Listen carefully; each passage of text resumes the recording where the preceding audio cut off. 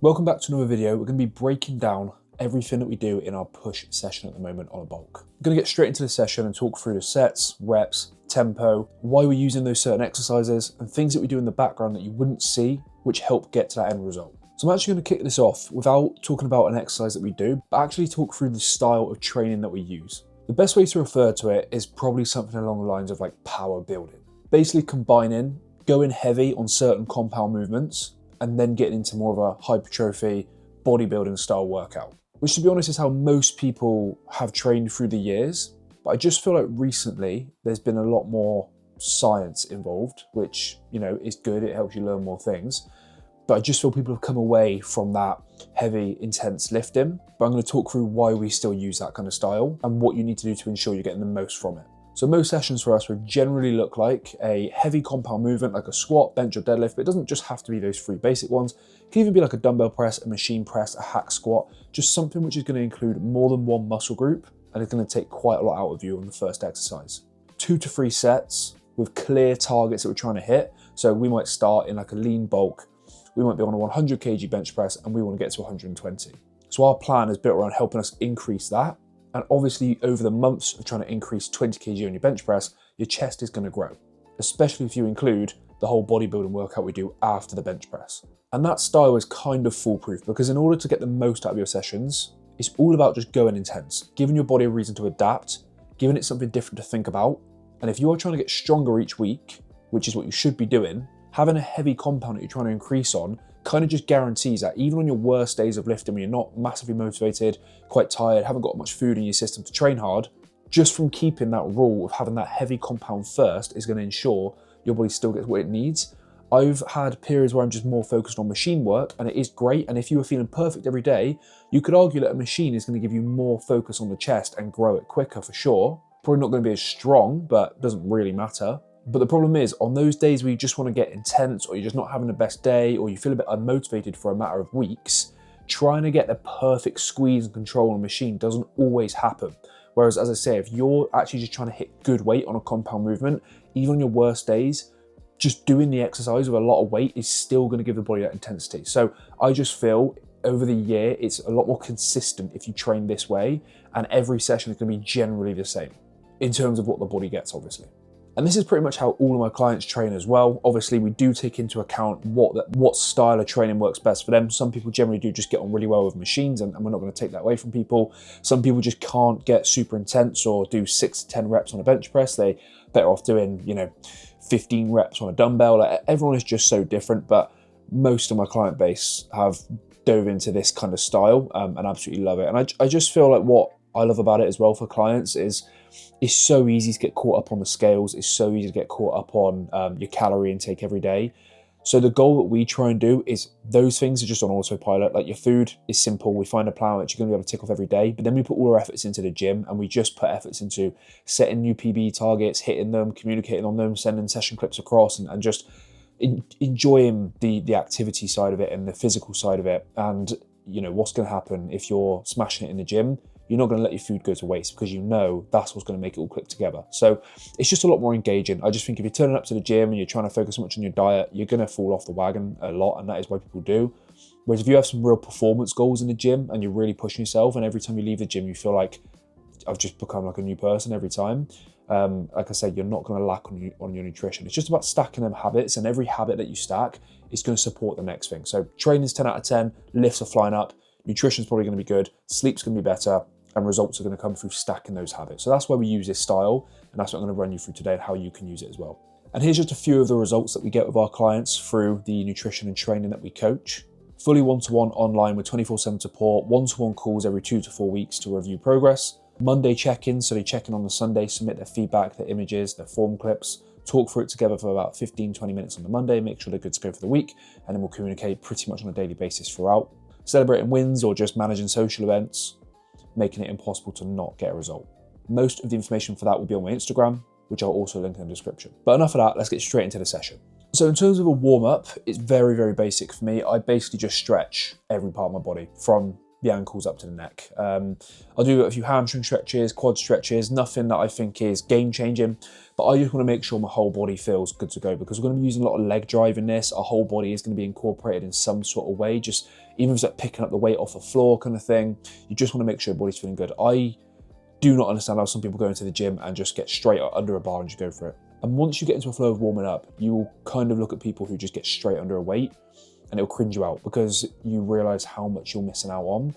And to be honest, not even just because of that, but more for me, when I see someone not warming up, I just don't know how they're not getting injured, you know? So warm up as a sense of not getting injured, just a few stretches, but now we're going into the actual workout. And the first exercise is obviously a bench press. Now, there's mixed opinions on this nowadays. You'll see so many people on Reels on Instagram saying how it's not the most optimal exercise. And you know what? It probably isn't. But as I spoke about at the start, when you're doing this kind of style, it just ensures that even if you're not feeling it that day, if you get under a bench press, your chest is going to get what it needs, okay? So when it comes to coaching, we're not just making the most optimal workouts, because optimal, what does that even mean? You know, when are we ever in a perfect reality there? If fitness was all about that, no one would be in shape. It's about finding what works for you, adapting to the style that you can connect with day to day.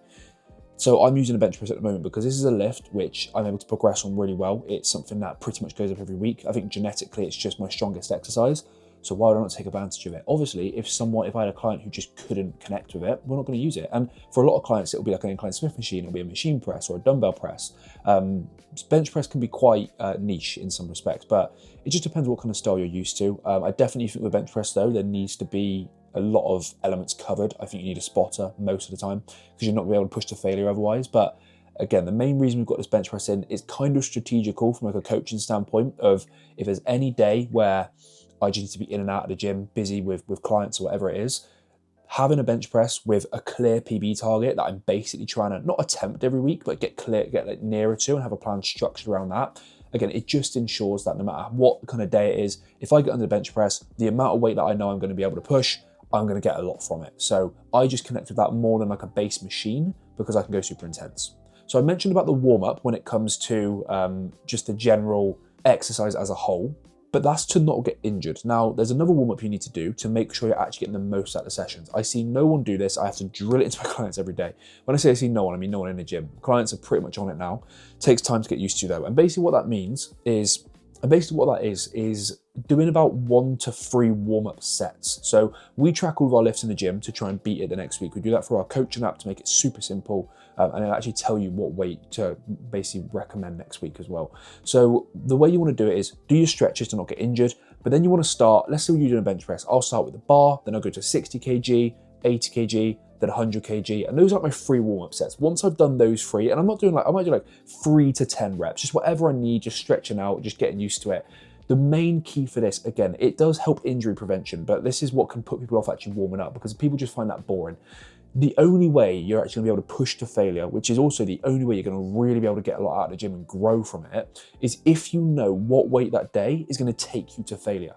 So many people in the gym will basically go in there and they will do something like 3 sets of 10, right? And that's fine if that's what someone does, but let's just use that as an example. 3 sets of 10, but they'll go into the gym, they might slap on 60 kg on a bar, do an easy set of 10, I could go up, I'll do 80, easy 10, I'll do 90, easy 10, or maybe they get 8 on that last one, like, oh yeah, I felt that, and then they'll move on.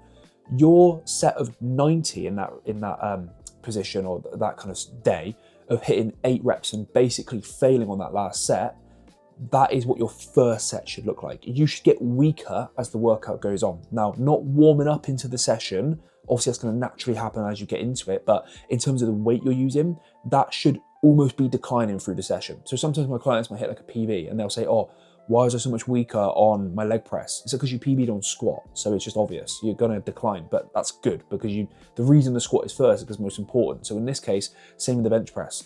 We're not worried about the rest of the session right now. We're putting everything into this exercise. So just make sure, untracked 1 to 3 warm-ups. Just build up to your baseline. Even if you know exactly what weight feels good, you're like, oh, I'll do 100 every week, it feels fine.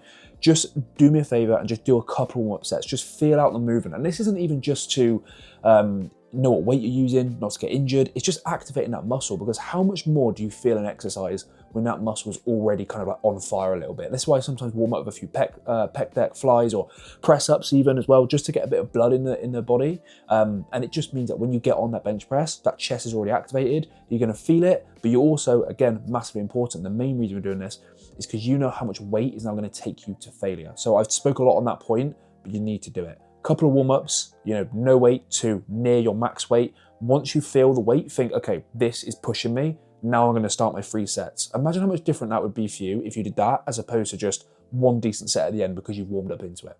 So we've done our warm-ups, and now we're on the bench press. I currently have programmed around 1 set of 6 to 10 and 1 set of 10 to 15. So that is basically how every set of mine is looking, because that gives me a nice range of the rep ranges that are going to help with hypertrophy, which is obviously, building muscle. But also I do enjoy that strength training, and I just connect with lower reps because I can get heavy, I can engage in that movement, I can keep 6 strict reps with a good weight. But my bench press is a bit more flexible at the moment because that is like my main heavy compound. So I'm normally on like a 3-week rotation. So I'll normally be on like a set of 6 to 10 and then a set of 10 to 15. All out on my 6 to 10, this is like my maximal weight. I like to go for like 130 to 140 kg as much as I can on a bench press. As I say, that is one of my stronger movements. And then I'll drop the weight maybe down to like 110, 120, and I'll get a good set of 10 out. On all of these sets as well, I'm maintaining good control. So going 1, 2, 3, pause at the bottom, explode up, pause at the top. So I'm keeping a good tempo as well. But rep ranges, you can generally do what you want. I do recommend a lower end of a rep range always, in terms of having a set of like a 6 to 10. I just think you get to a stage in progressive overload where if you're doing any more than 10 reps for every set, it's going to be very hard to increase because you have to hit 10 reps and a bit more weight. Whereas if you're doing 6 reps, it gives you a lot of opportunity to try new weights. And ultimately, going heavier is what is going to grow that muscle in the first place anyway. So bench press, 1 set of 6 to 10, all out heavy after we've warmed up, and a set of 10 to 15. As I did mention about the 3-week rotation, it's up to you if you do this, you don't have to. But basically what I might do is every couple of weeks, I might just change it to a set of 3 to 8, and then I might do a set of 10 to 15, just if I need to push past that barrier of what I'm getting. So let's say I'm at 120 kg for 6, but I really want to get to 125, but I know I'm not going to be able to hit 6 reps, I'm definitely going to be able to hit 10. I might just go, okay, I'm going to do 4 reps at 125, but I'm going to build that 125 into 6. So we warm up, we do our sets in our rep ranges, and the main key here is looking to fail in our rep range. So we're looking to fail in a set of 6 to 10 and fail in a set of 10 to 15. This is going to allow us to come back next week, stay within that rep range, but try and beat it, which is how you're going to grow muscle. Now we're moving on to a standard machine press. Obviously, preferably as well, it's going to be an incline because we've already hit our flat. So an incline machine press. The reason now we're going into machines is because we've done our main heavy compound. So like I mentioned at the start, it's like a power building style. We've hit our main heavy compound, we've gone heavy, we've activated the chest, massively intense. We've already broken it down a lot and we maybe hit a new PB. So we're already feeling great anyway, but we've still got a lot of energy to smash the session. Don't let anyone tell you you're going to be too fatigued or whatever. So in our incline machine press, this is where we're trying to focus more on control and just general intensity through control. So we're still trying to go heavy, that is priority. It's still a set of 6 to 10 and a set to 10 to 15, but now we're in a more stable environment. So on a bench press, we're doing a lot of the movement. It is a bit more a risky one, it's more compound, everything's involved. So we're having to kind of, not massively isolate the chest, which is why people don't love the bench press sometimes. But now we're onto a machine, we can cover both bases. Now we can really focus on being stable in a machine. Nothing's gonna move, our legs aren't really involved, and we're just focusing on keeping everything perfect. So again, this is now what I mentioned last time about the tempo of going 3, 2, 1, pause at the bottom, push back up, but not, so strict to the point where you can't even go intense, but just having a nice bit of control. So our bench press was like our main strength movement, and we drive that intensity through going heavy. Now we're doing it through more control. Moving on from there, we go into some sort of pec deck or fly. So our last thing for chest, 3 things, don't need any more than that. We've hit our flat, incline, and a fly. At the moment, I'm doing a pec deck, again, because I can basically kind of max out that machine, so I'm just getting on with it really well. Nothing wrong with a standing fly, but again, like a cable standing fly that is. But again, the only thing I will say is you want stability in these movements. So bench press is like our one where we don't have much stability. That's more like, a compound that we're doing ourselves. Machine press, you're locked in place in the movement. The only thing that's getting hit is your chest. You can absolutely destroy it in that. Same with your flies. This is why I prefer a pec deck, because you just can't move anywhere. You're just in that fly, you're doing it with a lot of control. Whereas, if you're doing like a standing cable kind of fly, you're more likely going to fail because you can't hold the weight any longer. Do you know what I mean? As opposed to your chest failing, you're going to fail because you're having to like stand forward holding these weights which are trying to pull you back. It's not all going into your chest. You're having to use your legs to hold you up and everything like that. It is minor details that aren't going to make a huge difference, but if you want to get that extra 1% out of your sessions, these things do matter. So stability in your workouts is very important. And again, reining that point in, this is why some people don't always get on with a bench press. And if it's not something you've always done, you don't have to just get on with it now. You can stay on the machine. So the alternative would be a dumbbell. Again, that's quite similar. Or you could actually do a flat machine and an incline machine and just maybe just try and prioritize one of them to get a bit heavier and the other one get a bit of control. I just like to make sure I'm getting strength, control, and burnout. And that is why we're now onto that pec deck. This is where I'm trying to get the main burnout from my session. So I'm still, again, 1, 2, 3, hold, stretch, come in, hold, stretch. I'm also trying to drive my elbows together, not just your hands. I see so many people on the pec deck, their elbows are bent like this and they're just going like this. They're not hitting your chest at all. So you want straighter arms. So you don't have to be fully straight, but I like to keep them as much as I can. And I'm trying to drive my elbows together. Look at how much more you're getting on the chest as opposed to going like this. I'm not even feeling my chest, but even here with no weight, you can feel it. So you get a full stretch on the way out, come in, drive them elbows together, squeeze right in the middle. So that's our main burnout. And obviously we're going to do that for a bit more now in terms of volume. We're not just doing one set 6 to 10, one set 10 to 15. We're doing 2 sets of about 3 sets of about 10 to 15 reps. I'm currently about 12 to 15. Anywhere between that 10 to 15 is pretty fine. Most exercises I wouldn't do that amount of volume, just not super necessary, especially if you're going heavy and intense. But on an exercise like this, the chest is very isolated. You can get quite a bit of weight going. You're not going to fail on a pec deck or flies through pure weight. It's going to be more through fatigue. So the more volume is going to help with that. So as a bit of a recap on the chest workout so far, we've done 1 to 2 warm-ups, 1 to 3 warm-up sets on our bench press. We've then done 1 set of 6 to 10, which is our main heavy lift, and a set of 10 to 15 to finish that chest off. Then we've gone into our incline machine press. And by the way, guys, we're still doing our warm-up sets here. We're not just dropping them for no reason. So we're on to our incline machine press. Again, just those 2 sets, slow and controlled, all out on the 6 to 10, keeping that control, and then a bit more of a burnout on the 10 to 15. Still going heavy though, we're still looking to fail, okay? So your reps should look like you can't really do another one. And that's form failure, not shaking, looking like you're about to die. Just, you can't control it anymore. You're having to use a bit more of your body, but make sure you still get one of those out because they still do help. And then we're on to our main burnout, 3 sets, 10 to 15, finish the chest off, keep the form good, still do your warm-ups on this one. So you're actually doing 5 sets, but you're just doing 2 warm-ups.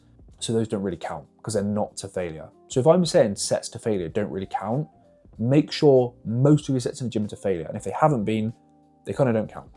Or they'll only take you so far. They'll help for a bit. But if I was going to gym now and I was to just do 10 reps and leave loads in the tank after every session for a while, I would not change.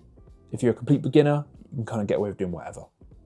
But it's good to build this structure in now anyway. So we've done our chest and a push workout, absolutely hammered it. We've hit a PB on bench. We've had a good incline machine press where we finish off the top chest, kept it nice and controlled, but still tried to push that weight a bit. And then we finished it off on the pec deck. But now moving on to the shoulders. So I would normally, and this is, as you can see in the title, I'm trying to push those 55 kg dumbbells. I would normally go for a dumbbell shoulder press, okay? And this is a movement which is gonna get you big shoulders, Everyone talks about spamming lateral raises. Don't spam lateral raises, do lateral raises. Yes, we're trying to hit the side delt. 99% of people you see don't have big shoulders through that. Guys who have a big dumbbell shoulder press have big shoulders. That's just kind of the way it goes. I personally feel like on a lateral raise, I can't really hit failure. It's more just my neck and the traps and stuff like that. If you have like a lat raise machine or you can use like a cable for like a single arm, that's good. But to be honest, I do more see them as like a bit of a finisher. You still want to have like your main overhead pressing of a dumbbell shoulder press. And the reason I said at the start it's a bit of a difficult one is because you're very fatigued at this point. You've hit, your front delts have been hit, your chest has been hit, your triceps are on fire from all of this as well. Your pec's completely done. So you've got to look at it from a perspective of, I know I said fatigue's a good thing, but not to the point where it's affecting your whole workout. It's okay to be fatigued, but we still need to have smart exercise choices here. So I've been going to the gym for a long time, so I kind of know how my body works. And I know I can get away with doing this and still progress on a dumbbell shoulder press. For most people, I'd probably now move on to a machine, and I do this quite a lot myself at the moment. If I've gone all out on a bench press and I've hit a PB, I'm not doing that dumbbell shoulder press because I know I'm gonna get more from being in a stable machine. Because remember guys, your body does not know what exercise you're doing. I try and rein this point into everyone all the time. And it's a hard one to really know what I mean, but your body has no idea what you're doing, okay? So you could sit here and say, oh, but a dumbbell shoulder press is better than a machine. But if I've just done bench press, incline, and a pec deck, and now I'm struggling to even get the dumbbells up and I'm getting some crappy reps out, is that still better for me just because it's a better exercise? Obviously not. So you need to think in this moment, how is your body feeling? So I would recommend going to a shoulder press machine here. Dumbbell is okay, just remember, like I said, it's the only way you're gonna build muscle. Hitting failure, getting stronger, having control of that weight. Those are the points we're trying to cover. Are you likely going to get that from that exercise if you are fatigued? And same reason why I normally do go to a machine and then a pec deck after my bench press. Am I going to get much out of now going into an incline bench press or an incline Smith machine? Probably not, because my muscles already been hitting a very similar movement. So we're going on to a shoulder press machine. Still our main heavy movement for shoulder. That doesn't change. We're still giving this everything. We're not backing out of the session and just, oh, I'm too fatigued. We're still giving it everything. So 6 to 10 reps, 10 to 15. Main heavy lift on the shoulders, setting a clear target that we're trying to hit over the course of a bulk or a cut. And we're keeping the same formula. Main, heavy, controlled lifts. And then we move into our lateral raise. Any form you can do. Seated dumbbell, standing dumbbell, cable, lateral raise machine. If you've got a machine, just use it. It's already set up, it doesn't take all day. Cable lateral raises are great, but again, as a coach, you have to think about how people are going to feel when it comes to the mindset behind each exercise. I would normally program people just a dumbbell lateral raise. I say, go for it, get some good reps out, still keep control, but feel free to push yourself and just get a good feeling. Try not to swing, but the reason I would love to tell everyone to do single arm, slow, cable, cuffed ones, where you basically put the cable up to in line with your knee, you put a cuff around your wrist, so you take out all of that flexion in your forearm from squeezing the bar, and you're just keeping everything into your shoulder. Slight bend in the elbow, slow and controlled, hold at the bottom, squeeze at the top. But like I said, that's like a 15-minute exercise to get about 3 sets out, because the rest time is one arm at a time, it's dead slow, you're gonna need about 15 reps before you really feel it. So yeah, you have to think about the mindset behind how people are going to feel when they're training, and sometimes you're better off giving someone what they can sustain and feel and enjoy than you are saying, oh, do this perfect scientific exercise, which they probably don't really give a shit about. So I like to use a lateral raise machine. Lucky enough to have one of these in the gym I go to now, but if you don't have one, I would just say go for the dumbbell. If you want to do the cable, definitely give it a go, but I wouldn't be against just cycling it every other week and just see how you feel. It's hitting the same muscle at the end of the day. And as you know, a lateral raise, how much are you really going to progressive overload and increase every week? Because you're going to stagnate pretty quickly and just see it as a bit of a burnout. Same way you saw the pec deck, this is to kind of finish off the muscle. Still going heavy where you can, controlling it, going to failure. Don't just blast them out, keep good form. But you can get away with just seeing it as a bit less important of a focus than it is with like your bench press and stuff like that. And again, we're going back to 3 sets of 10 to 15, 3 sets total 15, getting a bit more volume out of this movement. The key here is keeping your elbows locked, okay? A lot of people will come up and extend, or they'll move things around. Elbows locked, slight bend here, nothing, not like this, super straight, but also not like this and coming out like that. You're just gonna be hitting vulnerable areas of the shoulder, okay? So slight bend, coming out just in front as well. So your elbows, as you can see here, just in front. I'm not massively to the side, just at almost at a little bit of an angle. The same angle you'd have when you bench press. You're not out here, just tucked in a little bit more protection on all the muscle groups that you're using, all the ligaments as well. So I'm a bit locked, elbows locked at the side, coming up, hold at the top, come down for 3, pause at the bottom.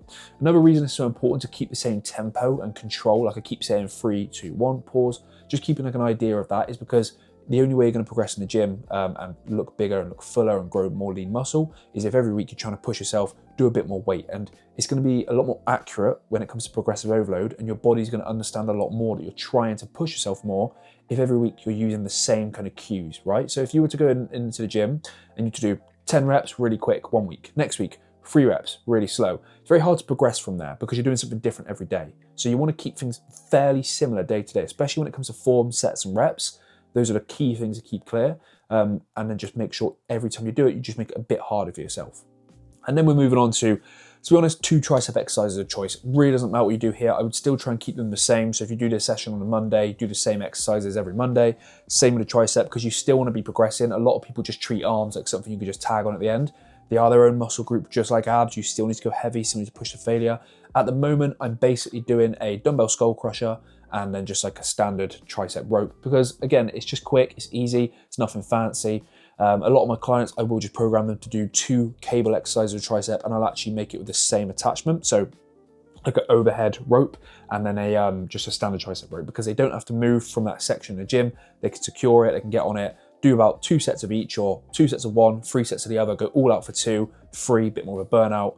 And it just gives them that kind of feeling of this is quite quick and easy and I could just smash it out, but I've also programmed it in a sense where they're still going to get everything they need from it. This is where you can play around with like a few more supersets and drop sets. Triceps will respond quite well with that, but I normally in the gym not really look into supersets too much. I try and keep it all straight sets, hit failure on 1 set, rest, go again, try and beat it, because you're not going to get big through just volume and fatigue.